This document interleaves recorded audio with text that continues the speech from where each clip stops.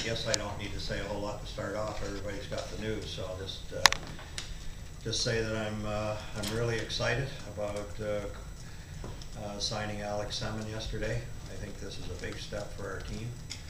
And talked to Kirk yesterday, talked to Ronnie and Jason and Mr. Karmanos, and I can say it's throughout the organization that we're all very, very excited about this. So I'll open it up to questions. It's not often in a press release announcing a signing that you kind of reference the questions about a talented player like him, but you did that. Can you kind of go into detail about how you checked out, you know, what kind of a Alex Semin you're getting, hopefully? I was just trying to save you a little time. So you're going to ask the same question anyways. We started the process around July 1st. It was probably a little bit before that because I remember having a relatively long conversation with Bruce Boudreau, his former coach, at the draft. So that was the start of us really doing our homework leading up to this signing. And several people in our front office tried to reach out to as many people that have crossed paths with Alex in his career, former players, former coaches, former scouts, and you know, you get different reviews from different people, but certainly the positives much outweighed any people that had a negative experience with him. So that was part of it. We obviously had our pro scouting meetings, and he was second on our free agent list, right behind Parise at the end of the year. And then what we do in-house with any player, we use analytics, and his numbers were extremely high. As a matter of fact, for the people, for his critics that don't do the same homework as we do, those numbers would certainly indicate that he's quite a bit different player than what some people suggest. Just as a kind of a follow-up, is this a move you maybe have the luxury to make when you're not a playoff team currently versus say you went to the conference finals last year and you're looking for one more piece? Would you have gone after a guy like him? Yeah, it wouldn't have mattered what position we were in. You know, we're still in that position that we're a lower revenue team, and we're still trying to build our revenues to get our payroll as high as it is today. And we're very fortunate to have the owner, you know, give me permission to do a deal like this, because we really have to work hard now and try to catch up to where our payroll is. But whether we were a non-playoff team or a Stanley Cup team, if we were looking for another top six forward, he was second on our list, and we're happy we have him. Jim, you had seen Semin play for years. I mean, did you go in this process in your own mind with an opinion of him and have to be convinced otherwise, or did you pretty much have a No, I've always had a very strong opinion of him as a player. Of course, we see it firsthand. He certainly hasn't been a friend of the Hurricanes as an opponent. He's scored some very key goals against us, and but this is a player right from the time he was drafted that's one of the most skilled players in the league. And now it gets to a point that we'd like to think that the way Kirk does things, and with our approach, and how our training camp is, and how our practices are, and fitting him in with Eric, that we can get that consistency out of him. And if we can, he's a guy that certainly is capable of getting back to the 40-goal mark. Jim, you played for different teams, and I'm sure there's guys that have been traded to teams you played on. You're like, oh, here comes this guy. How do guys get bad raps? And sometimes are they unwarranted, and it's something early maybe in their career and they can't shake it? Part of getting a bad rap as a player is sometimes because of the player, and sometimes because of the mix of players that's on that team. And the mix of players on a team sometimes starts to push a player away. So I don't know if any of this relates to Alex or not, but that's the best way I can answer that question. Mr. Rutherford, he's here for a year, so how do you look at that? Is it a test? Is it how do you view that?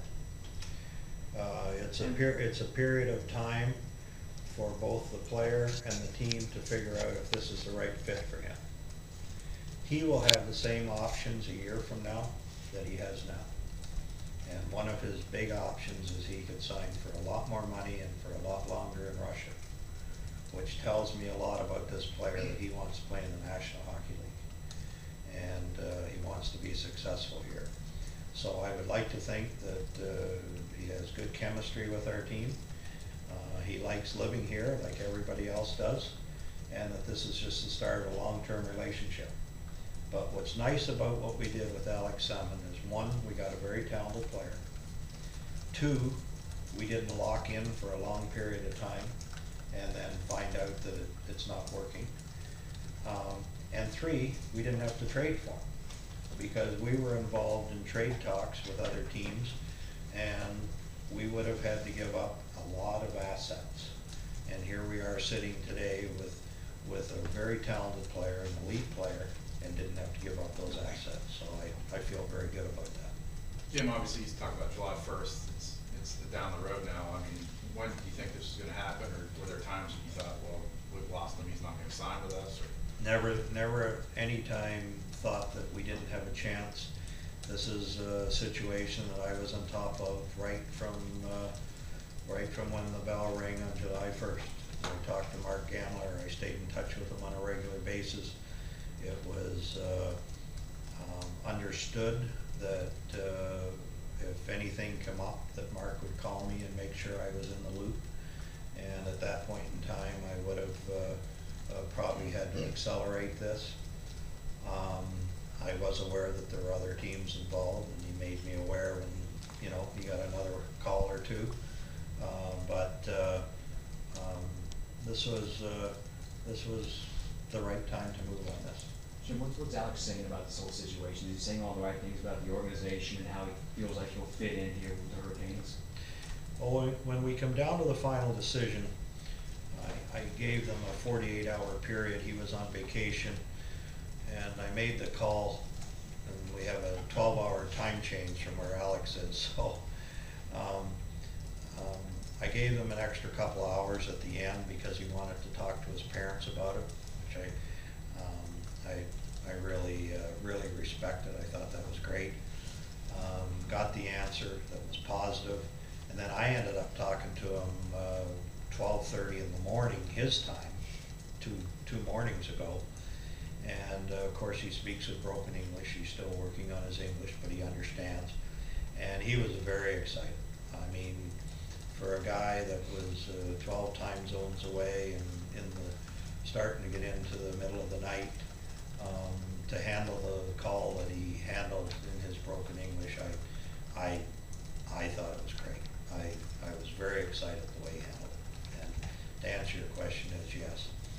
He's happy he's come to the Hurricanes. He's happy to stay in the National Hockey League. He feels that this is a great opportunity for him to come and play with the players he's going to play with. I know you can't speak directly for Mr. Karmanos, but why are you guys flush this summer all of a sudden when we're used to, you know, well, more dink and dunk type stuff? Yeah, I wouldn't quite get carried away with that, that characterization. The fact of the matter is, we spent about $52 million on players last year, and where we are today, we're at about 57. So we are $5 million over where we were last year. We do have some new TV revenue, which is a prepayment to our new TV deal. We are pretty happy about where our season tickets are. I mean, we're at an all-time high, including coming off the Stanley Cup. And that's very encouraging when you're running a team that didn't make the playoffs the last few years. And we also know that for this period from now till opening night, we sell a lot more tickets. So we are encouraged about our revenues.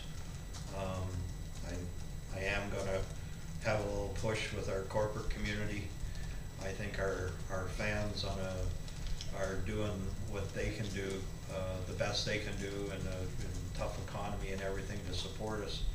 But I am gonna have a little push here in the next month or two on our corporate community to see if we can do a little better there. And I would think with the excitement that's been created from having a priority of adding one top six forward to actually adding two top six forwards, I think there's been a lot of excitement created, and that's gonna mean new revenue. Jim, it looks, you know, it seems like you had a checklist of things to get done from the time you hired Kirk all the way down. Do you think you've accomplished all those, and then really now it's Kirk and the players to get the job done? No, we haven't, and you're never 100% satisfied with where you're at. But there's one other area that we'd like to cover off. I don't think that we have to do it prior to the season. I would prefer to. But getting a gritty forward or a tough guy to protect the Skinners and guys like that is something we'd like to do. But, you know, we'd like to get a guy that we think's a good fit. I mean, we can get those kind of guys, but at this point in time, it hasn't been somebody that we've been totally comfortable with. So we'll continue to work on that. That may come partway into the season, but then if you ask me that question, then I would be able to answer yes. And it does look the roster is grown in height and weight with a lot of the signings, free agent and things like that. Another direct correlation to what Kirk and maybe what the team's been looking at? Or? Yeah, it's not just Kirk wanted to do that. We always wanted to do that, and we actually did it a few years ago, but the players weren't quite as good. This time, I mean, we've added two elite players that are much bigger players, and so yeah, our team has gotten bigger, which obviously gives you a better chance to compete. You said after acquiring Jordan Staal and then signing him to the 10-year extension that it kind of changed the perception of the team. Does this move kind of further solidify that? Yeah, I think the Jordan Staal acquisition did more. But certainly the fact that we're now going out and paying a free agent $7 million is making a pretty strong statement about where we feel our team's at and where we think we can go. And so, yes, I would say both of them have. Yeah. There's been some talk around regarding that amount paid, and all of a sudden somebody steps in the room and they're at a certain amount of money, things like that. Do you think that won't throw off anything chemistry-wise, or what the message is to the team? No, I had that concern, and I actually made a couple of phone calls, which I won't get into who they were, but it's all related to how we structure our payroll. And look, I mean, if Alex plays the way he's capable of playing, that's where he should fall into our payroll structure. If he doesn't, no different than any other player, the Rutus or the Opens or Pitkinens or anybody else, or Gleasons or whoever they may be, then of course it doesn't work as well. But based on the potential of Alex Semin, that's where he should fit into our payroll. Jim, you mentioned the top six. You did get two guys put in there. How do you think you stack up some of the other teams, especially in the Eastern Conference? Yeah, that's always a tough one to answer in the middle of the summer. It's easy for me to just say, yeah, we stack up fine, but you really don't know till you play the games. But I will say that we are a much stronger team going into this season than we have been in a long time. And the thing that we have the chance of doing that was a struggle for us in the past is score more goals. And when you play as many tight games as the Hurricanes have over the years, and go in and lose as many shootouts as we have a better chance of winning more of those games than we have in the past. And just tell us definitively when we get to see these guys playing games now.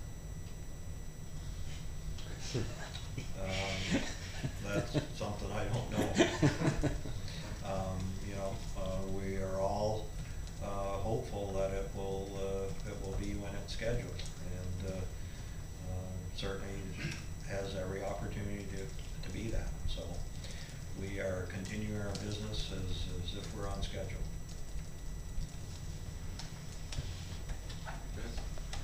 Thanks. Nice turnout.